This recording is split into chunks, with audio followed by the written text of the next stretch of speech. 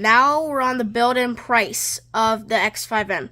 This is a 2024 facelift, whereas the one I got to review was a 2021 pre-facelift. I'm going to do Isle of Man green wheels. And one thing about the facelift is that it's competition only. There's no baseball anymore. Inside, I'm going to do the full merino leather in black. I love that secure orange though, but not with the Isle of Man. That's the one that we had on our one to review. So I'm going to do carbon fiber. So I'm going to do the driving assistance professional package, the executive package, and on here I'm going to do the sound system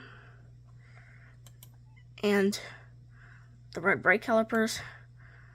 Now on the summary itself, here's my 2024 X5M competition facelift. It's 360. It's my exterior, Isle of Man green. Pretty cool.